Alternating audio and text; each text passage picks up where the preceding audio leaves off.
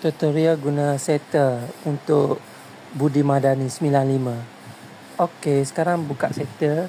Lepas tu kita tengok sekarang ni dah ada kat Petronas Jalan Kelab Cinta Sayang. Okey. Lepas tu kita tekan je dekat purchase view. Okey, lepas tu dia keluarkan power apa kita tengok tu. Kita power apa macam saya 7, tekan je 7. Lepas tu isi berapa banyak kita nak isi. Saya isi full tank lah. 95.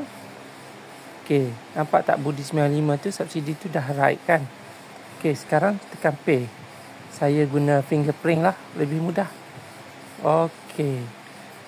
Lepas tu boleh dah start fueling. Tengok tu dia tulis. You may start fueling now. Harga sebenar 104.5.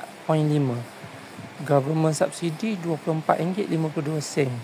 Saya estimate saya bayar RM80 je. Okey. Tapi tak sampai pun sebab tangki Vios biasa dalam 60 lebih lah. Okey, nanti kita tengok nanti kita isi, sudah isi kita tengok. Setter jangan lupa yang mana tak daftar lagi boleh daftar dekat link yang diberikan di bawah. Okey, dah siap isi. Boleh tengok saya isi RM84, saya bayar RM84. Okey, RM84, RM19 tu adalah subsidi. Okey, macam tu saja tutorial dia.